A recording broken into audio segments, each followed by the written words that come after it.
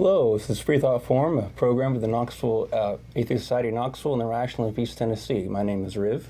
And I'm Faithless Forrest. And I want you to know that if you don't believe in God, you're not alone.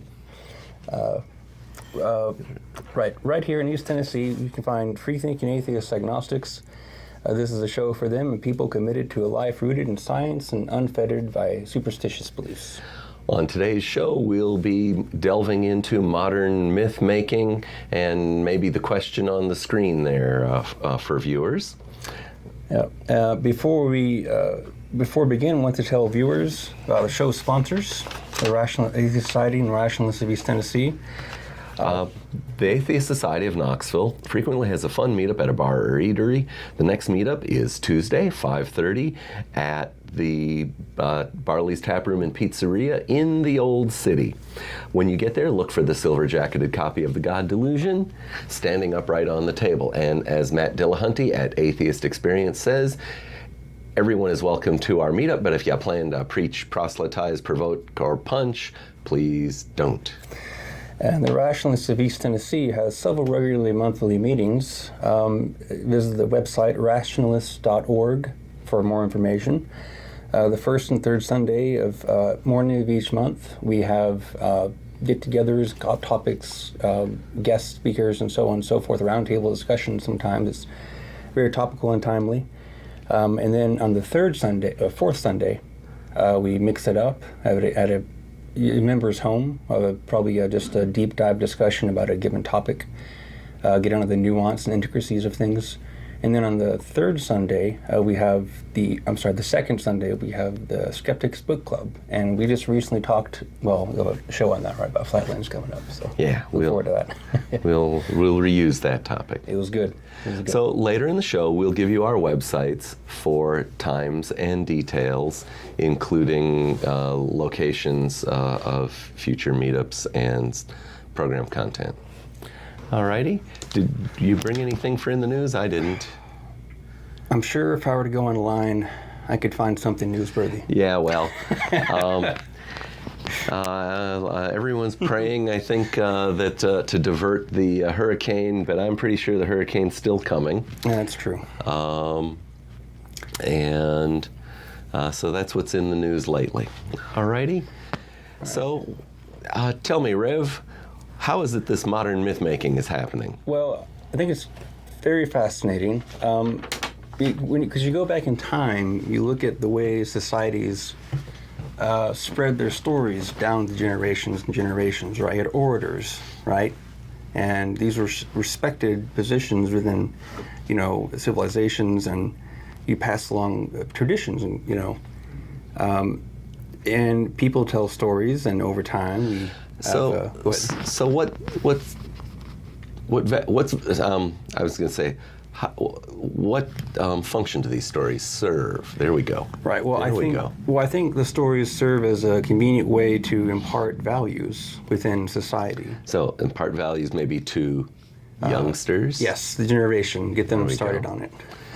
And maybe they sort of encapsulate then elements of culture.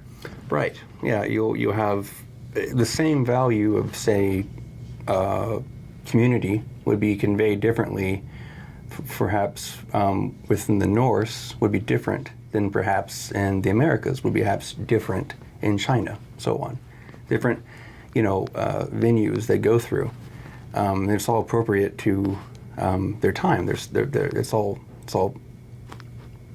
Well, there will be behavioral norms that maybe we would recognize and find normal, and there'll be behavioral norms that might seem strange to us.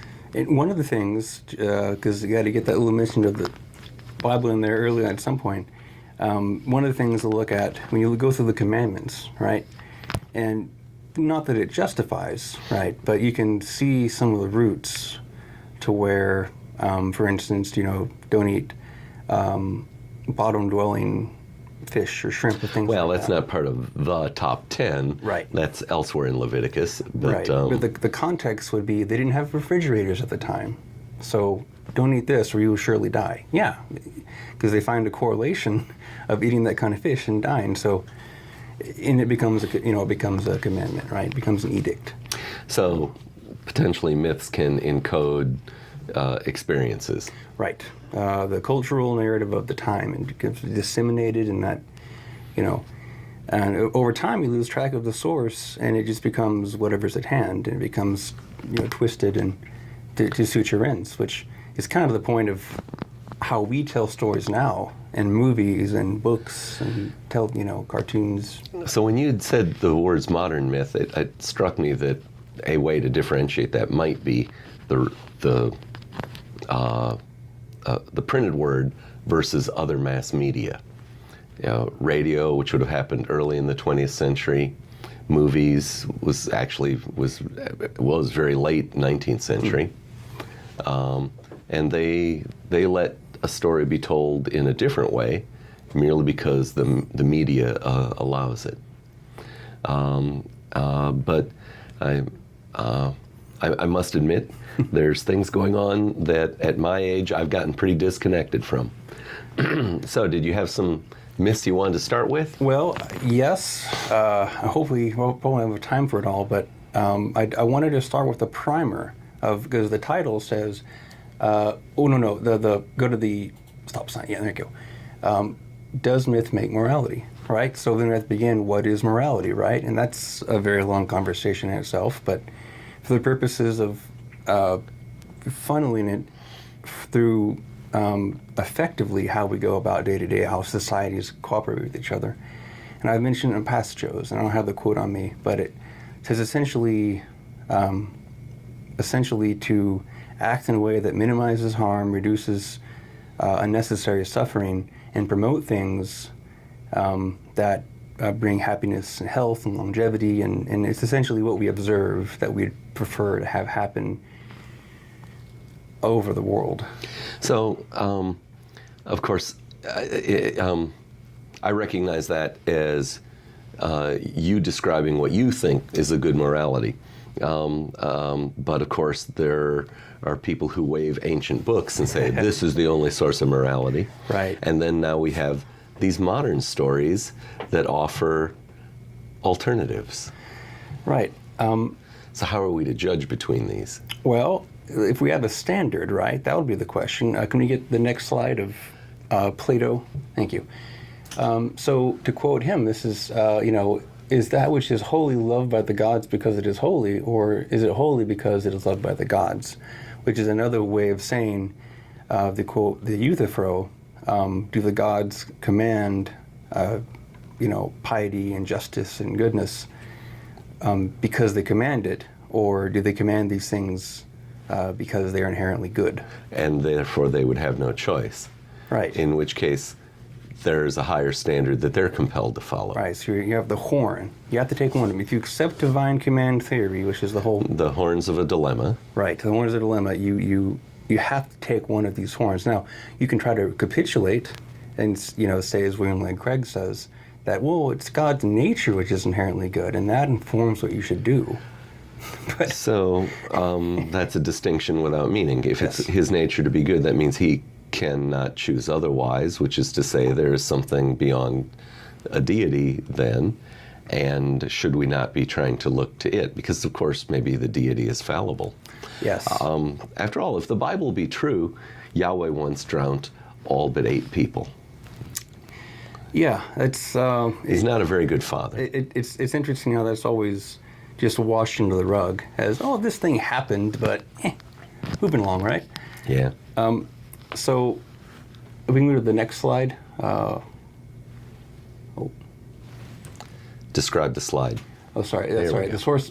So this is just a slight kind of selection of some problems, right? I kind of grabbed this off the interwebs, and it creates some situations where you can't have an answer to if you just if you take one of the horns and you try to justify it, because they would contradict with each other, trying to pursue perhaps a more secular version of goodness and well-being, and and just apart from any kind of religion.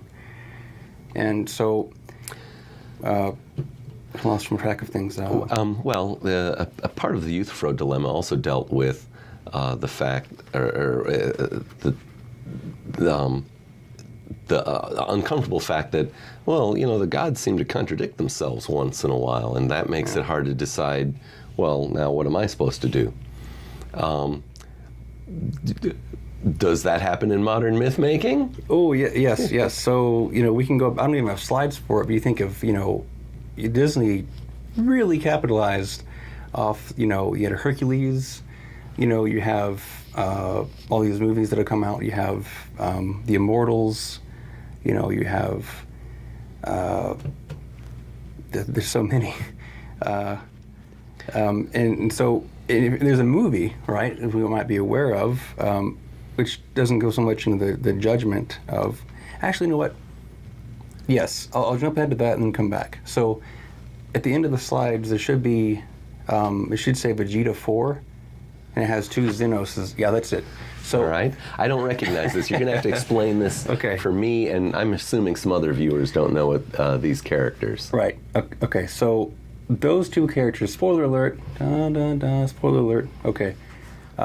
So these 2 characters their name is Zeno. One is actually a copy, it's a future timeline of the other, but they're the same characters. It's only supposed to be one, but it's a good plot device, I guess.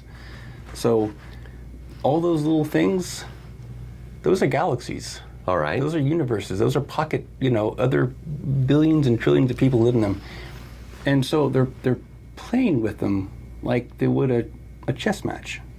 And universes are disappearing, so on, someone sacrificing this queen for so that. This sort of bright light here is maybe like a place where universes are dropped in to die? And pulled into creation, back and forth. And so they're playing chess, these cosmic entities. They're playing chess with entire space-time continuum pockets.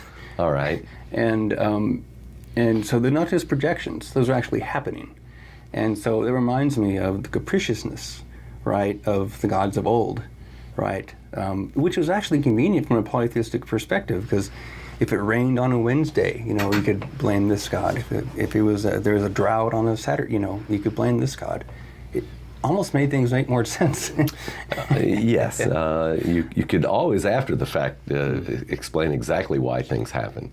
Your prediction may be no better than chance, but the post-diction can be perfect. And there's one particular I remember reading, and this Neil deGrasse Tyson was talking about this, and it reminded me. He was trying to make trade with some inhabitants he'd come across on an island, and he knew through modern understanding of science at the time that there was going to be an eclipse in 1 week. And so he threatened the people that if you don't do trade with us, we're going to make, the sky, blot out and red. And we'll eat the sun or eat the moon or something like that. And then so they wouldn't do trade. And then so surely enough, a week later, the eclipse happened, and all of a sudden these scientifically illiterate people, we'll give you all the things. So, it's one of the abuses of that, of information. Knowledge is power. But all right. So it reminds me of that. But so in a less insidious way, if we can go to Gandalf 1, he's talking about some believe. One prior. Zero. Sorry. There we go. Sorry, 0. My bad. Okay, so some believe it is only the great power that it can hold evil within check, but that is not what I found. I found it is the small things, everyday deeds for ordinary folk that keep the darkness at bay. All right, so that's a beautiful sentiment. I think that happens in the first book, Fellowship of the Rings. Yes. And there's an interesting point, is that this didn't come from the Bible, right? This was just a thing, a story that a brilliant person made, a historian, historian. He's a professor of English literature, yes, as well, and languages. He did translate ancient myths as well. is responsible for something like the best modern translation of Beowulf. I've heard it said. I'll look into that one myself. I'm kind of confused as to how Beowulf could have gotten really lost, but maybe it had. Well, but so I think it makes such a good point, of just because when you grow up on these things, right? This will be a common trend throughout. Is when you grow up on these stories, rather than say what one religion or another might suggest to do, following those edicts.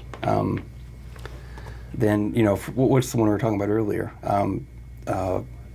The wives be loyal, submit to your husband as you would submit to the Lord. In the Ephesians. The Christian Bible, we've got the statement commanding wives to be loyal and obedient to husbands.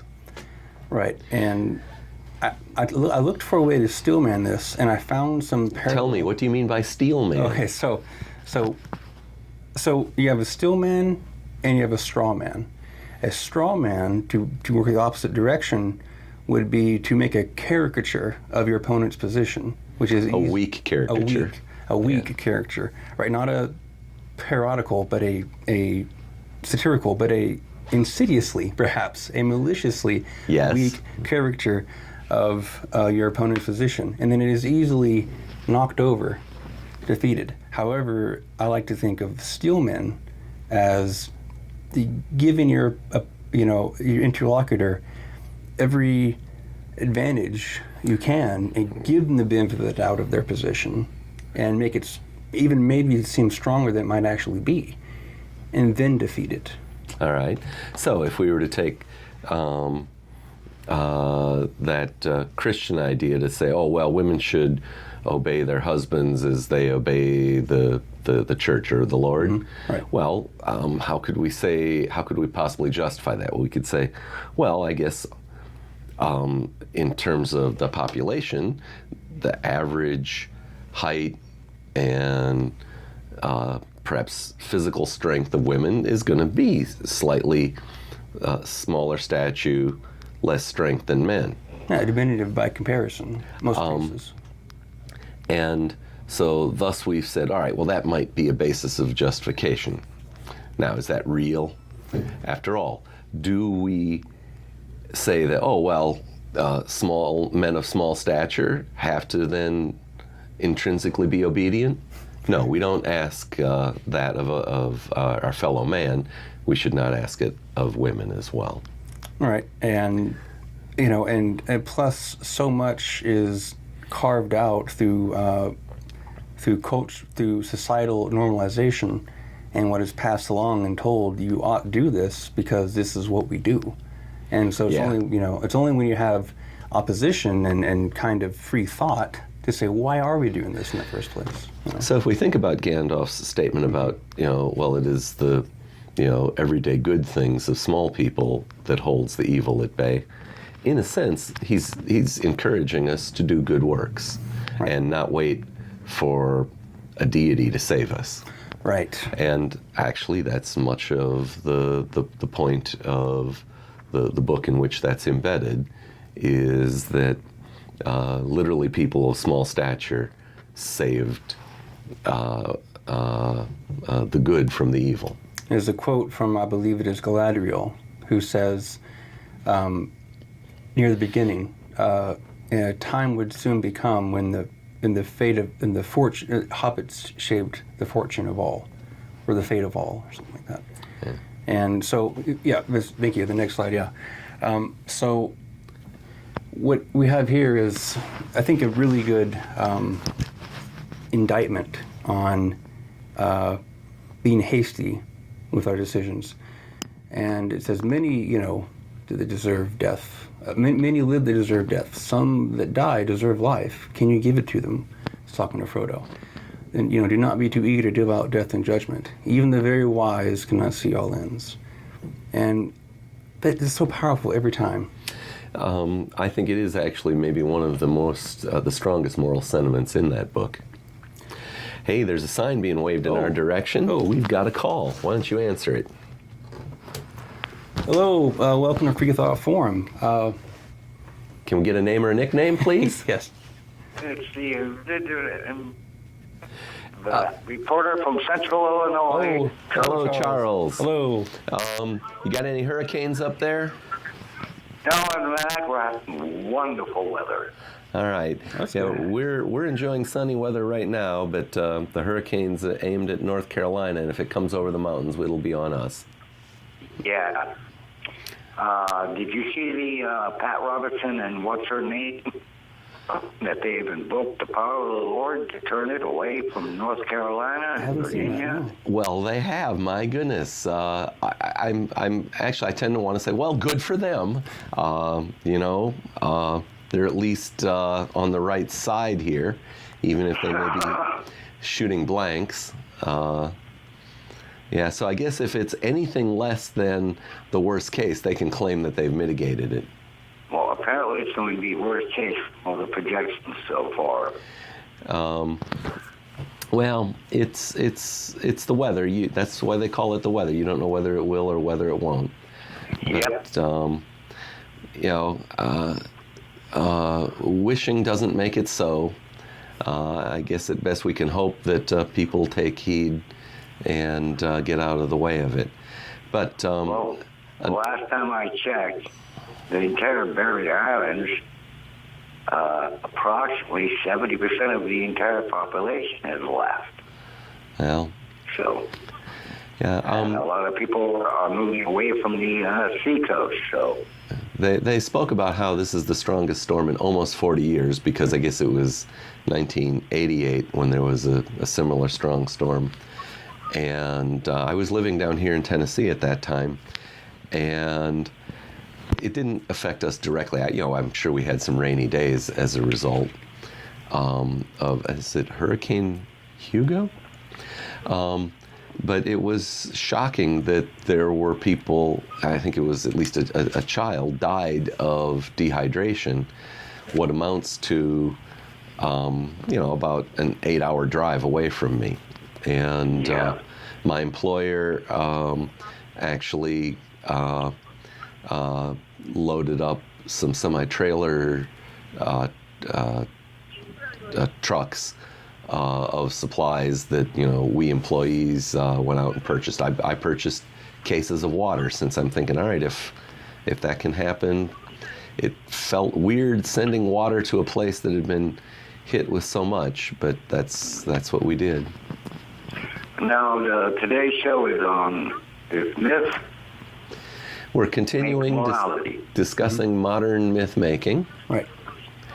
I think the favorite modern myth making right now is the deep state. It is. It does have a certain following to it. Yeah.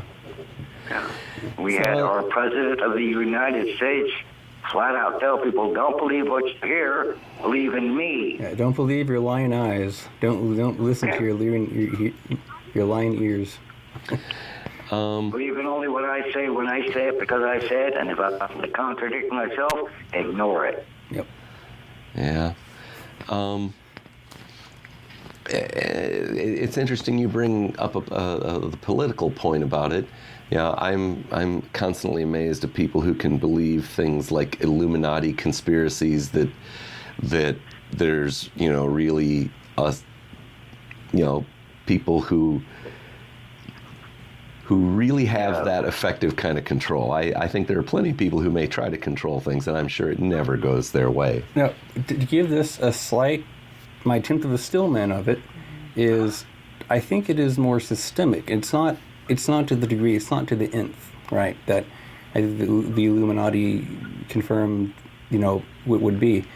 I think what it is systemically you have concentrated power in countries with vested interests. And when you consider one of the aspects of that is,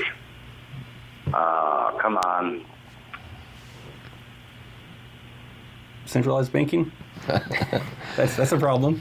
They have different rules for generating money. When we do it, it's fraud. When they do it, it's making money. Well, I was going to say there's actually, I think. Oh. Well, Charles, we seem to have lost you. Oops. And the line is open. I was going to make a point about economics as myth. We're not sure if Charles is about to be back. All righty. Sounds like it. Hey, Charles, are you back? Yeah. Okay. Okay. I was going to make a point that I think that instrumental or important in the political divide between the dominant parties is that there's a very different view of how economics works. And I think that that constitutes myth as well. Mm-hmm. We've got this sort of idea, one party proposes that left to themselves, markets produce the most optimum result. And you can tell I'm trying to attack that idea. With respect to the other party, where they may sometimes fall prey to some things that look a little bit like myth, is I might say that some of their members may be subject to the fallacy of naturalism, or the naturalistic fallacy. Charles, do you know what I mean by the naturalistic fallacy? It means that they accept a view that they're going with the survival of the fittest put in a wrong context. I would say more along the lines of saying, oh, well, if I drink water from a pretty mountain stream, how could that possibly hurt me? Because it's natural, natural. But oh yeah, I see where you're going, though. Yeah, a friend of mine spoke about how he was hiking somewhere in some beautiful California mountains, and they came across this like gray patch where nothing grew, and on their map it said, "Caution, arsenic spring." Whoa. Yeah. Arsenic is a natural occurring substance. Yes. All right. Well, I guess kind of going along with that, right, is this thinking that I'm careful to use the word here, but maybe the religion of the basically the unfettered free market, I guess, maybe? It feels like it's accepted, like it's a religion, almost as if authorities who can't be questioned have said this is how it works. Adam Smith said this, and if Adam Smith said it, who could possibly question it? Well, even then he's misquoted, right? That's not relevant. It's that they invoke authority. Right. And they'll simply make assertions, some of which are moralistic, that minimization of the use of force is one of the assertions that you'll hear. That's, and even in a more positively indicative sense rather than an avoidant sense, I've heard it said, it's what Ben Shapiro and other people say, it's very frustrating, is that it is moral. The optimal moral society is one which does minimize force, but also maximizes individual liberties. Which I think... you'll notice, though, that nowhere have they suggested a metric for liberty. How would you measure liberty?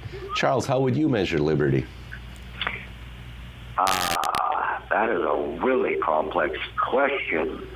I'm going to make an assumption. One of the ways that I deal with liberty is I can go into the library and look up and find things that are uncensored and that cannot be allowed to be censored because it's not in the best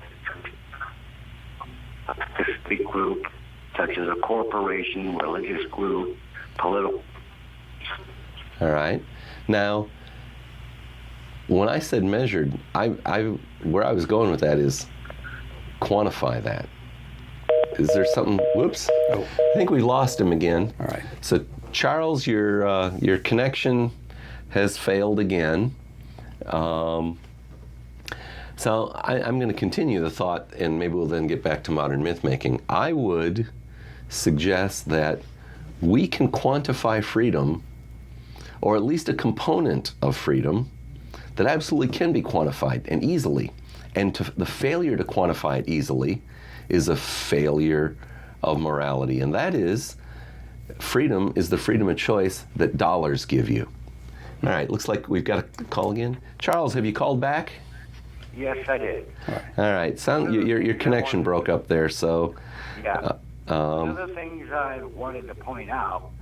Speak up, Charles. So that somebody else might be able to call in. Sure. Is all these free market, super duper, let the market do people also seem to get all obsessed with bailouts for them when something goes wrong they didn't plan on.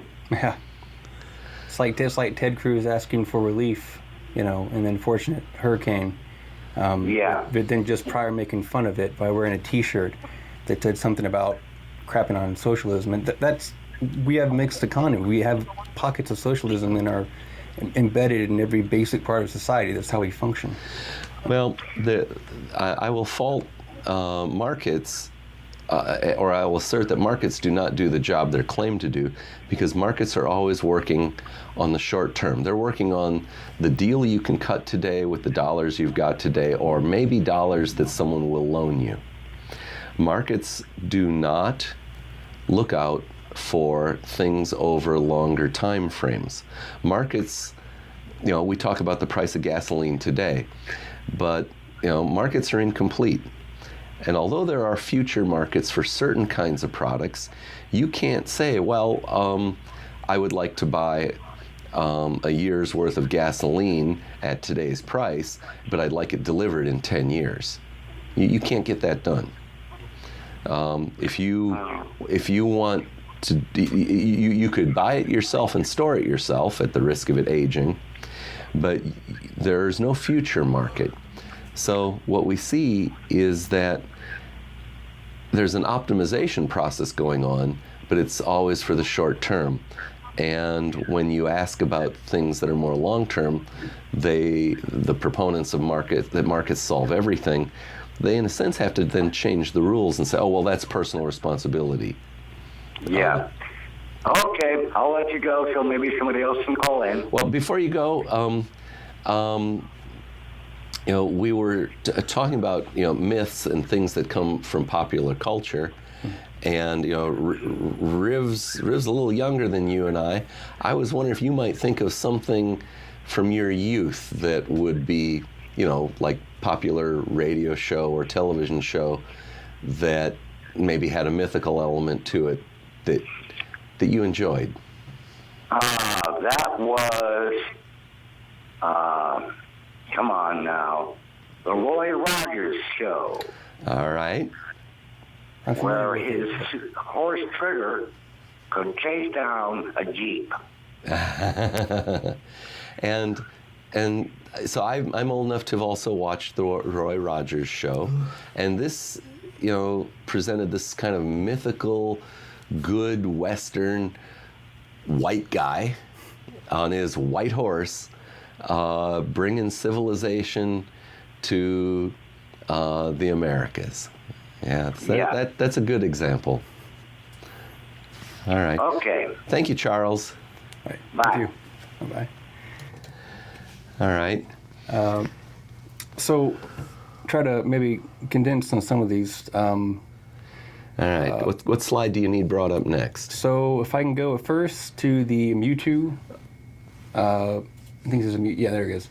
See, I don't know what this Mewtwo is. You're going to have to explain. He's a Pokemon.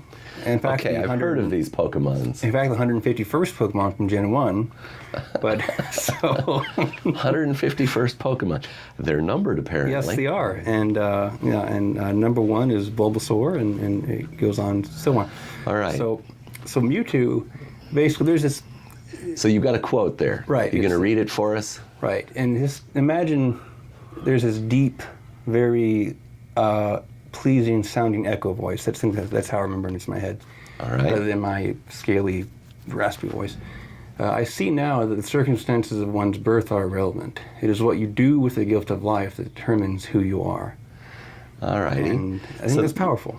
And it's similar to the Gandalf quote. It emphasizes works. Right. We're basically not, just... you take the situation for what it is. You try to accept it, learn what it is, and then what your options are. You even make your own options. You've got to make the best of what life hands you. Yeah, and when I saw this in the theater, it was so powerful. And I didn't read it from a Bible. I didn't read it from a Quran. I didn't read, I saw it from a movie, and that was powerful to me. And I experienced Lord of the Rings by reading it. I must say that the movie was well executed. Yes. There, some people like me who read it who felt that any deviation from Tolkien's text was blasphemous. The ring never went anywhere near Osgiliath.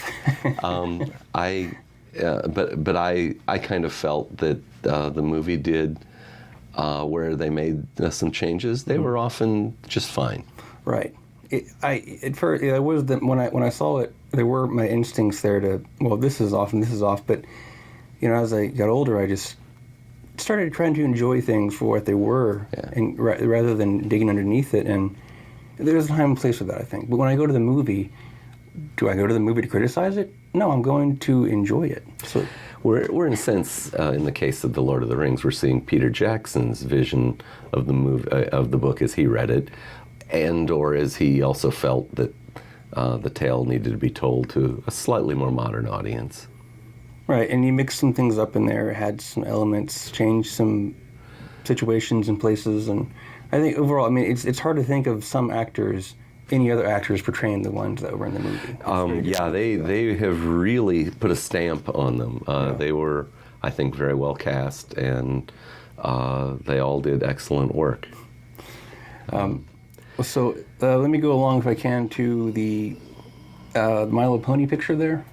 All right, so now I'll give a couple of small pictures there. You're going to have to explain this to me. Okay, so this was a show that was developed by Hasbro, 2011. They're a toy manufacturer, so they sell these as toys? Part of it is marketing. All right. But see, this is the fourth generation. The first, second, and third generation were clearly marketed a demographic towards young girls, right? Okay. This is a societal marketing. That's been the saturated norm of it. I assume this is 1990s, 2000 kind of thing? I feel when the first one came out, but this one was 2011, right? Okay. And those aren't all. All right, so they've written with more meat in the plot must be leading up to. Robust writing. And in fact, one of the writers, the creators, Lauren Faust, worked hand in hand with Jenny Charvakowski, I'm butchering that name, and who did Johnny Bravo, Dexter's Laboratory, Powerpuff Girls, things that were very well received because they had kind of a young edginess humor to it, which we grew up with, my generation, and that very much shows in this show. In fact, if we go to the next slide to The Big Lebowski, so this is a point I want to make. Now, often you get the categorization of bronies and Pegasisters, and they're just made fun of. For you're an adult, why are you associating with little kids? Things like that, right? Well, one, I think that's a systemic social problem, where we judge things based off of affiliation on a very surface level, and I think that's a societal problem. But young little 7, 5, 10-year-old kids, they wouldn't understand this. They would not understand this reference to The Big Lebowski. They wouldn't. So the writers had it in mind to try to appeal to people who were also, maybe letting their kids watch it. And I'm not going to speak to intention, but whatever it was effective. So, meaning by doing it in an animated format, they're able to reach a wider age group. The adults are still going to enjoy it. Right. The kids will enjoy it. What's more is the kids may one day watch that movie as an adult and say, comes around full circle. I'm comfortable with this. I'm home. I now know where it is. And to make the point, don't go to this. Go to the next. Okay. Well, I wouldn't say in a moment, but sorry. Speech better. Okay. So you might recognize him. I'll confess I don't. So that is now the name is John Delancey. Oh, it's Q. It's Q. I was All going to right. say it's Q from Star Trek. But notice he's wearing a Brony shirt because he voices, if I get the next slide possible, Discord. That's Okay. the character he plays. And Discord is Q, Q is Discord. They just I got do it. things because they just do things. They're the exact same character. They're powerful and almost, if not malicious, at least disregard for the impact. They're chaotic neutral. Chaotic neutral. All right.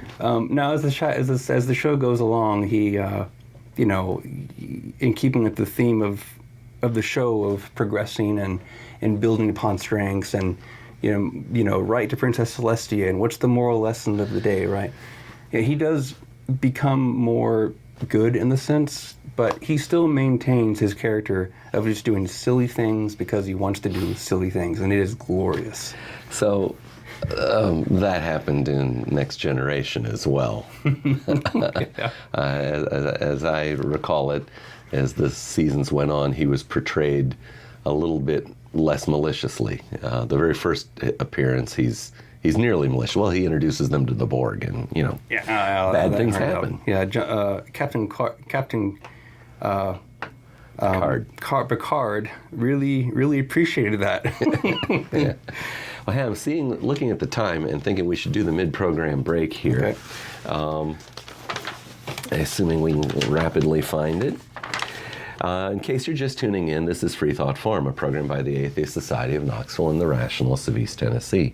Freethought Forum is funded jointly by them and by individual contributions. We have moved. This is regular time from 6:30 to 7:30 on Wednesdays, local time, you can catch us on the channel 6, 12, 99, or 193, depending upon your local cable network. Tell your out of town friends. Easy for you to say. Yeah, to see us streaming at ctvknox.org. All right, today's show is live. It is September 12th, 2018, and you can call in on the number on the screen. And please watch these short videos that we have about our sponsors while we wrap our heads around what we're going to say after we come back. Do you find stories of talking snakes laughable? Do you prefer the scientific method over supernatural beliefs? Are you concerned about religious leaders and organizations imposing their values and rules on your body, your family, and the rest of our society? Well, take comfort in the fact that you're not alone. The Rationalists of East Tennessee meets for fellowship and provides a forum for people who support skeptical thinking and rational discussion of these and other issues. To find out more information or to find out about our next meeting, visit us on the web at www.rationalist.org. If you live in or around the Knoxville area and are questioning your religious beliefs or simply believe in one less God than everyone else, well, you're not alone. The Atheist Society of Knoxville is a fun and friendly group of people just like you that meets twice a week at a bar or restaurant. We meet every Tuesday night following the show. You'll find our group either inside or on the patio. Look for Richard Dawkins' silver-jacketed book, The God Delusion, standing upright on the table. But if you plan to preach, proselytize, provoke, or punch, please don't. We all question what we believe at one point in our lives. If this is the time for you, come join us for food, drink, conversation, and fun. Well, we're back. So the Atheist Society of Knoxville, or ASK, meets one or more times a week. We have evening meetups for fun, food, conversation, so on, camaraderie. The purpose of ASK is to supply a venue for community camaraderie and outreach to atheist agnostics, free thinkers, and other like-minded persons in the East Tennessee area. The next meeting is at Tuesday at 5:30 local time. And that's at? Barley's Tap Room and Pizzeria in Knoxville in Old Town. All right. Well, the Rationalists of East Tennessee, the next meeting will be this Sunday. And we have a guest speaker whose name escapes us, but the subject will be how to disagree without being disagreeable. We meet and greet at 10 o'clock in the Goins Cafeteria Annex at the Pellissippi Technical Community College off of Hardin Valley Road. Mm-hmm. Hope to see you there. All right, back to modern myth making. Well, Back to modern myth making. Myth making. We have a call. We have a call. Why don't you greet them? All right. Hello, caller. Gonna get a welcome to Freethought Forum. Gonna have a name. My name is. Hello, Dan. Hello, Forrest. This is Min. Oh, Hello, Min. Hello, Ming. Hello. Yeah. So I tuned in a bit late, so I didn't really catch the title. Does myth make something about morality? Right. Does myth make morality? That's the kind of question we're asking. Yes. Yeah. So this thing, I guess I want to ask you, and I have two questions. So first, I want to ask you, Forrest, specifically because you grew up in a non-religious family, right? That is correct. I'm a lifelong non-believer. My mother attended Unitarian church from time to time, but didn't believe in anything like a personal deity. And to my knowledge, my father was never in a church unless it was for someone else's wedding or funeral during my lifetime. And so do you remember when your parents teach you about virtues or values? So did they actually, talk to you in like a conversation, or they do it in the form of like storytelling, so you can get a message, like in a fable or like a parable, for instance? In my case, I would say no. I remember my mother making an appeal to me. I was very young, and I must have done something probably maybe that hurt my sister. I have a younger sister, and I don't remember what I did, but I remember my mother saying, how would you feel if someone hurt you? And she reasoned with me, and she asked me specifically to put myself in the place of others, and I was able to do it. And that did moderate my behavior. It's kind of like I can still feel her there asking me to self-supervise. In the case of my father, I remember him occasionally speaking up on behalf of injuries that society makes to minorities, persons of color especially. And so he was kind of leading by example. But in both instances, they would have been reacting to something at the moment. Neither of them set out to, have a story time where, that was going to be the purpose of the story, was to teach something like morality. They led by example. I see. And yourself? For me, well, I grew up in Vietnam, and, Vietnamese culture is pretty old. So parents, beside the fact that they discipline their kids with, sometimes they spank their kids, or sometimes they use harsh words to them. But they also tell the story, or when they send their kids to school, teacher will teach value through, for example, like Aesop fable, or from Greek mythology, for instance. And I guess that's why I'm still clinging to kind of have this sense of religious thinking because of that experience. So I think like certain, this is the reason I wonder if we can actually, get rid of religion altogether, because a part of religion is about storytelling, right? We have a lot of parables and fables, etc. Not just, straight teaching. So I wonder, like, so this is a question I want Dan to answer. Like, do you think it's possible we just teach children, values just by, tell them just by logical reasoning, or we should have some form of metaphor to help them convey the values? So what do you think? Well, if I can step in here, I mean, I'm not sure if you're addressing me directly. Most Yeah. go back and forth, but hello. Yeah. So I think it's gradual, right?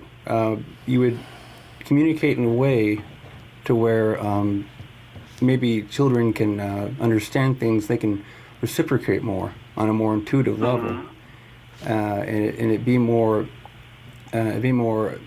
appropriated to their lens of the world, right? One of the examples I use is the flag of Wales. The long story short of that is that the design for the flag of Wales is that there's this dragon, it's sleeping, and this ice dragon comes by, coats the land in ice, and the fire dragon, they beckon the fire dragon, comes up, warms the land, battles the ice dragon, but he succumbs to his wounds. That's the adult version. That's the unedited version. The children version is that there's still this great red dragon sleeping in the land, and this ice dragon comes along, but instead of freezing the land and killing a bunch of people, he just freezes all the hearths and all the wood, so you can't make fire. So they again beseech the fire dragon, but he's shy and he's lonely, and he wants to make friends, he wants to make companions, but he's shy and he looks scary. So every time he tries to make friends with people, he's scared off and they're scared off. So everyone's scared off from each other. But so they say, well, we'll promise not to do that. Will you please help us? And he acquiesces, and he warms all the hearths, and the ice dragon has gone away somewhere. But he saves the day, and now the fire dragon has made some friends. And so the moral of that is to be friendly with people, and to not be put off by people's physical appearances, and look at their character, not what they look like. So I think those are interesting narratives that you can carry throughout society, and have some good use of them. And then as you grow older, you understand the more empirical sciences, and that becomes a graduation of how you understand the world. Well, Min, I want to Yes. I want to answer a question you kind of raised or asked about a little directly, and that is to say, I think you asked, don't we need to have something like stories or parables? And I think you were trying to link that to religion. And I would say that they can be completely separated, and that the value to stories, even when they're fiction, is that when well constructed, they're simply a memory aid. We remember that Frodo took the ring to destroy all evil, and the act of telling the story and adding the human nuances about how hobbits like food and song builds the connection to these characters, who then have to undergo a very dangerous and difficult journey. So the value of well-told stories is that they're memory aids, and to which we will build maybe an emotional attachment. Youngsters are sort of pre-programmed to believe what adults tell them, and the act of storytelling, leverages that.